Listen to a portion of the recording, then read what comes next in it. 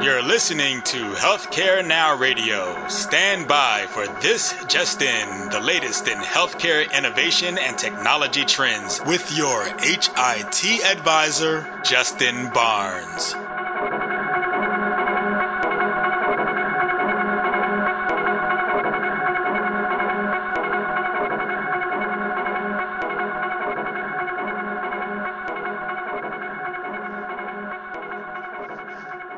Thank you for tuning in, and welcome to This Just In. I'm your host, Justin Barnes. In these half-hour segments, I'll bring you the latest advancements in healthcare, strategy, innovation, and public policy. As always, we're broadcasting from the This Just In studios on the Business Radio X network, as well as the Healthcare Now radio network. For this episode, though, my 94th episode, we're going to speak to a good, longtime friend, Steve Weisman. Steve's an attorney by trade, focuses on estate planning, probate, and identity theft, but Steve is also a professor, editor, and very accomplished writer. Welcome back to the show, Steve. It's good to be with you. 94 episodes. You're closing in on that 100 pretty rapidly. I know. It's been a rocket ship. What a tremendous learning experience, though. I mean, this is like one of the best gigs you can ever have, and you've been a host for a very long time, and I attribute my radio chops to you, but what a great way to just collaborate with people. And you know what the best of it is? I learned so much just by, talking to people and having a show, get to talk to people. It's great. That is one of the best parts of being a talk radio host is actually what you get to learn and, from all these great guests. Yeah, it's like free. I consider it free consulting. So I get all this free, free consulting, free advisement. I love it. But I appreciate you reaching out to me here so quickly and bringing this to my attention, the importance, and we want to get the word out. So, we scheduled this very special show to cover the latest cyber extortion, ransomware, virus attack, WannaCry. So thank you again, and let's just dive right in. So how did this attack occur, Steve? Well, you have to go back to a hacking or a leaking, we're still not sure, at the National Security Agency. And what happens is the National Security Agency, for security and intelligence purposes, will, during their research, gather what they call zero-day exploits. These are vulnerability in software programs and computers that are previously undiscovered. And therefore, they enable someone to take advantage of it for perhaps surveillance, but also for harm as well. You can actually go back in history, the first major time these 0 days were used by the intelligence community was a joint enterprise between the United States and Israel that destroyed the then Iranian nuclear program. So these are things that in this instance, a number of these 0 days were released. They were stolen, then they turned over to a group called shadow brokers who didn't do the actual hacking, but released these. And one of them that they released was called Eternal Blue. This is a flaw in the Microsoft Windows operating system. And what happened was the hackers who caused this major ransomware attack, they took that and they used that as a base for attaching their ransomware to that to take advantage of getting it onto the computers around the world. It should also be noted, though, and this is really critical, that all of these sophisticated malware programs that are used, like the ransomware, they have to be downloaded. And almost universally, the way they are downloaded is through phishing or more sophisticated spear phishing, where employees, people receive an email and there's a link and they're lured into clicking on that link. They click on that link and they download the malware. So in this case, hundreds of thousands of organizations were hit around the world, and many of them were ill-prepared because they had not installed patches for this that Microsoft had already made available. Yeah, I mean, you bring up a good point. I know it's cursory, but I tell everybody, my companies, my family, if you don't know, if it's not a truly trusted source, and you know why that person would be emailing you, do not click on links. I mean, it's a great way to keep yourself, keep your computer updated at all times, all patches at all times, and you can just set that as an automatic feature for a lot of our systems. But then certainly don't click on links from people. And also pay attention, like Wells Fargo, whoever your bank is, Bank of America, whomever it is, you know when if you look carefully, you can usually see this stuff is unsophisticated a lot of the times when they're trying to phish. It's not the right logo. They're spelling off. The URL is something's not right with the URL. There's so many ways to tell. I mean, I'm not saying I'm perfect and it's a perfect system, but you can reduce a lot of that just by paying attention. Would you agree? I totally agree. And the ones that give me the biggest smiles are the ones with the horrible grammar. Yeah, so true. So with this WannaCry, who do you think, who's behind this attack? Guys will hack into the computers of people that are unwilling accomplices and unknowing accomplices. They take over their email and they make this part of what they call a botnet. And this is a network of computers that have been taken over to send out these kinds of malware through attachments and all. And you're right. You've got to. You can't. Trust me, you can't trust anyone. And when it comes to these links, you really can't click on them unless you've confirmed. And then one of the things I tell people to confirm, and this is interesting too, is let's say you get something about your credit card. Go to the back of your credit card. There'll be the real 800 number to contact your bank where you can find out if this was legit or not. There are criminals who will get the phone number of like Bank of America and change one digit. So if you are not careful in calling the number, you actually will think you got Bank of America, but instead you're going to get the bad guy. Right. No, good point. So who do you think is really behind this attack? There are a lot of security experts right now who are pointing the finger at North Korea. And North Korea has become particularly active in cyber criminal activities in the last few years. They have also, interestingly enough, unlike say Russian governmental cyber attacks or Chinese governmental cyber attacks, North Korea does it for profit. They've got a country with a failing economy, and they actually do this as a profit center. They will do international bank robbery. They were behind the $100 million hacking of the Bank of Bangladesh. They are actively attempting to hack into the SWIFT system, which is used by international banks. And there are some indications because of similarities that you can find, the so-called fingerprints in this particular ransomware, the WannaCry, that look like it's North Korean, but I don't think so. And I don't think so because there is a certain lack of sophistication in this particular WannaCry, including the manner in which the bitcoins that would be paid as ransom would have to be individually verified rather than being done as part of the program. So that's just an example where I think it's organized crime. I don't know where. It could be anywhere in the world. I definitely think it's not in Russia because Russian hackers are allowed by the Russian government to do whatever they want as long as they do the Russian government bidding and as long as they don't attack Russian institutions. And in this case, Russia was hit a great deal, which also is interesting because you may find that a level of cooperation between Russian cybersecurity and American cybersecurity, which we've never seen, to try and find out who actually is behind this. No, excellent, Steve. So I assume this is going to get worse? Oh, yeah. It's going to get much worse. And part of the problem is that this particular ransomware attack pretty much got cut off early when a researcher was trying to even measure the attack, went into the code and found that there was a kill switch. And the kill switch would be used if a particular company that had been attacked had paid the ransom, so it would stop it against them. But this thing was not set up properly. However, I've already seen 4 new strains of the WannaCry, and there will be more coming. To make things worse, here's something, Justin, I haven't seen out generally in the media that's kind of interesting. Shadow brokers. Shadow brokers who were the ones that released the sophisticated vulnerability, the flaw in the Windows operating system that was used here. They have just announced that they are going to be selling subscriptions starting June 1st. They will sell to cyber criminals who want it the vulnerabilities that they say they have stolen from the NSA.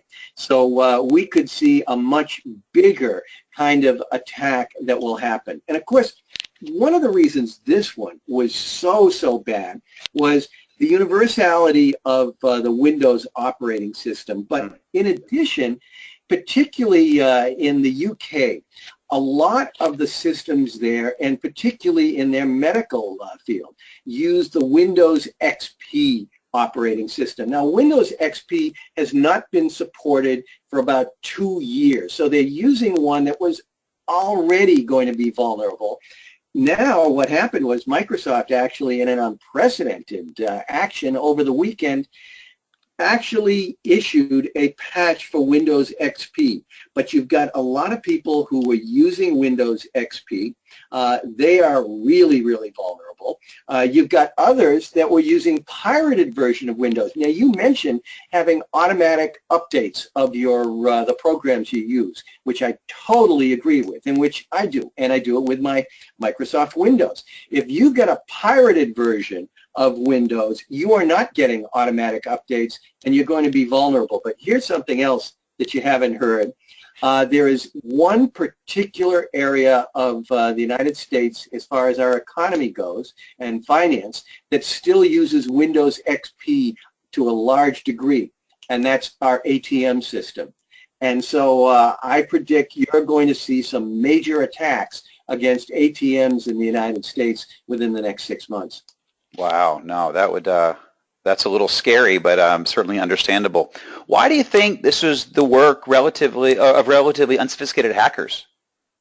What happened was they did it on a large scale, which was nice, but the large scale was more a creature or a factor of the eternal blue, the flaw that was found. Because what happened was this eternal blue would, when a particular computer got hacked, it would automatically send it out to every other computer on the network. So it made it seem like it took more effort than perhaps these hackers were aware of. The biggest problem that I saw, which I showed to me it was unsophisticated, when they did not have built into the programs for someone to pay the Bitcoin into multiple accounts, which would be more difficult to trace, and then get the key to decrypt it.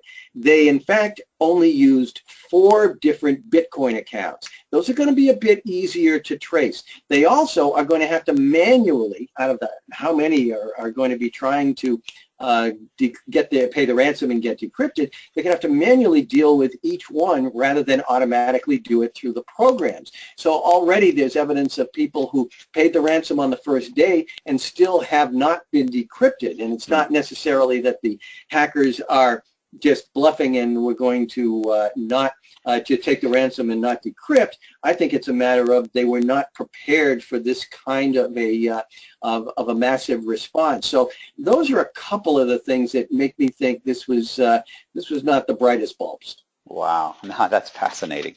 So what's the role of shadow brokers in this attack and in this development I hear about that's coming June 1st? Yeah. This is going to be very interesting. Shadow brokers did not do the stealing from the National Security Agency, but the materials was turned over to them. They, though, are saying, and we have no way of backing it up other than the fact that at least as far as the eternal blue goes, we do know that there have been these zero-day exploits that were stolen from the NSA. So shadow brokers now is in possession of these and is saying on the dark web to criminals, if you pay the price, if you pay a subscription, every month we will release new 0 days. So this could be really very dangerous. Now you go back to the NSA and our intelligence community was aware that this eternal blue, the flaw in the Windows operating system, a particularly major flaw, was out there. And they had contacted, they being the NSA, Microsoft. Microsoft had a patch for this that they put out in March. And so to a certain extent, this is the fault of people who were using outdated Windows systems or didn't bother to update their software. And like you say, that's something that is just so essential. There are a lot of strains of ransomware for which they are still getting people to fall for it, even though there are security software programs out there that will protect you. By the way, here's one for your listeners. Yeah.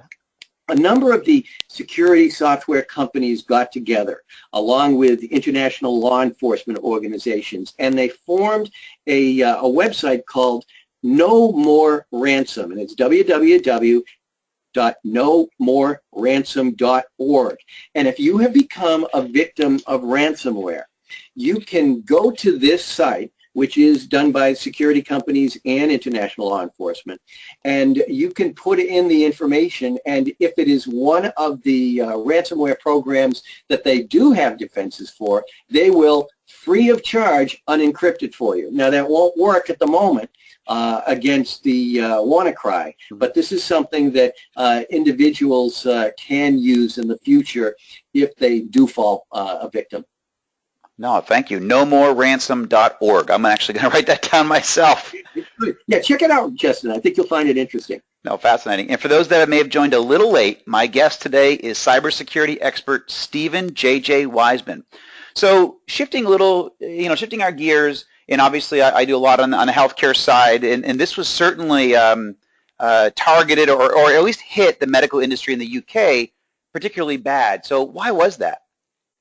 Yeah, part of it in the UK, they are very, very much involved with using the Windows XP system for a lot of their computers. But it goes beyond that for not just their computers, but the vastly growing Internet of Things. And when you're talking about in the medical world, you're talking about things like which we saw here in the United States, the St. Jude's medical implantable cardiac devices were hackable. There was also another heart monitor that was hackable.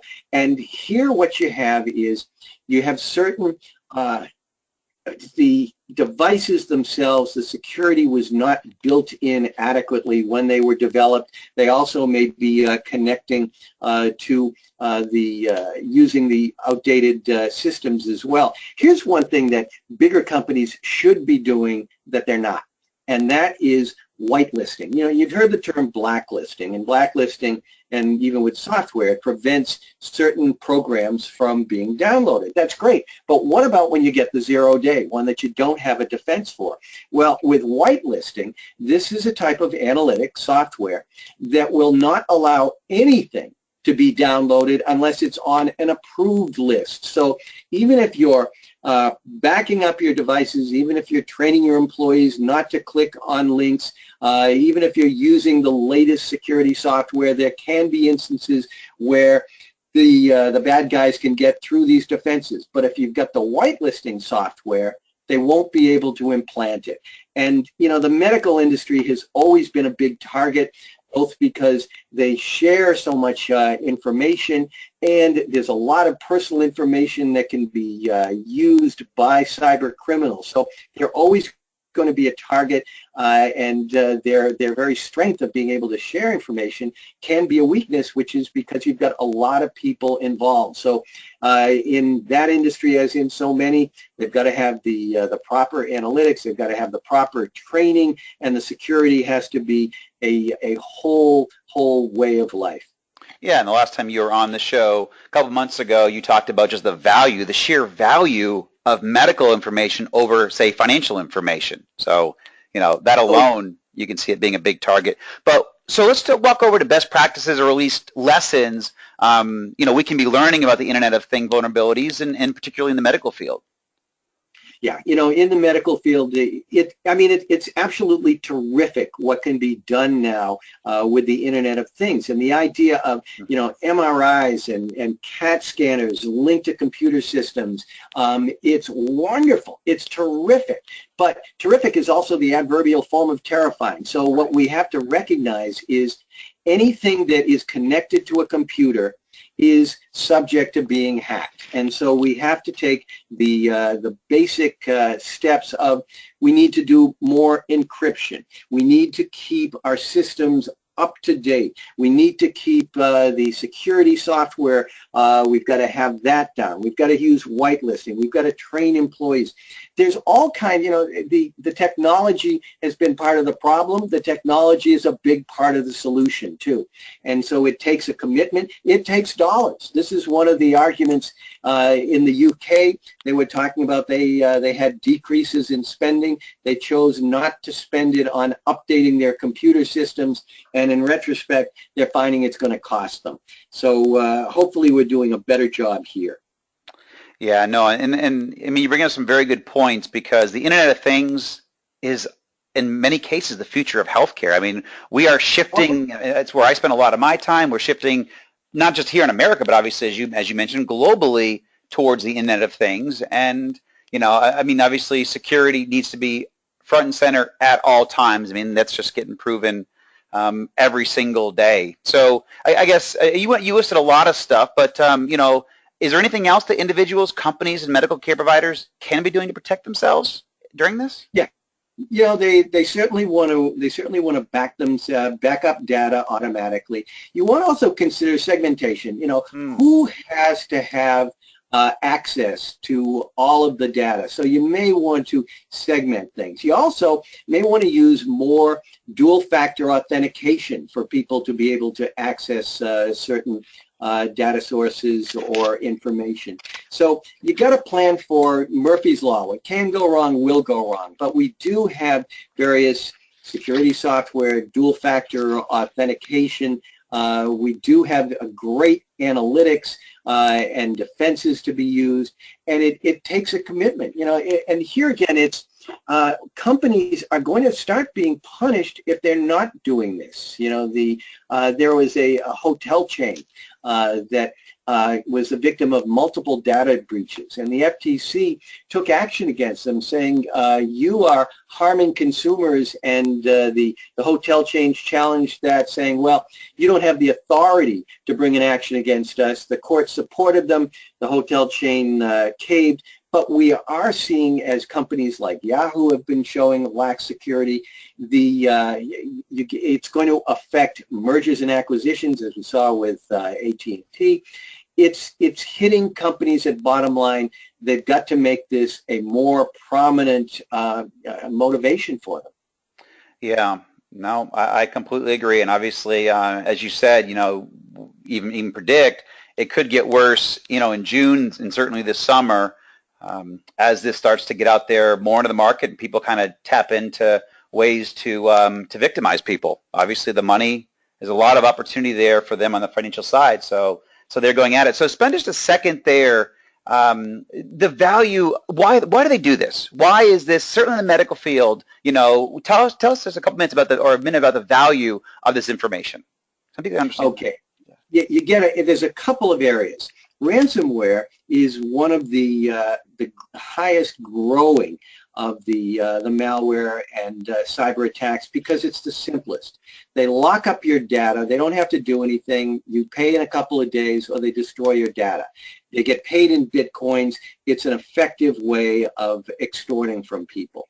But other instances, and previously, and what's still going on, is, as we talked about, particularly in the medical world, there will be a lot of personal information, including health insurance information, that is very valuable on the black market. So there will still be attacks against institutions to gather this information that can be used for medical identity theft. And medical identity theft is potentially fatal, because what can happen is someone can steal access to health insurance information. When the person who is then accessing illegally that health insurance, their medical records can get mixed in with the medical records of the victim, such that the real victim can even get a wrong blood transfusion. And the HIPAA laws are not quite as strong as they should be, in the sense that you can't remove readily the information of the identity thief from the medical record, because that violates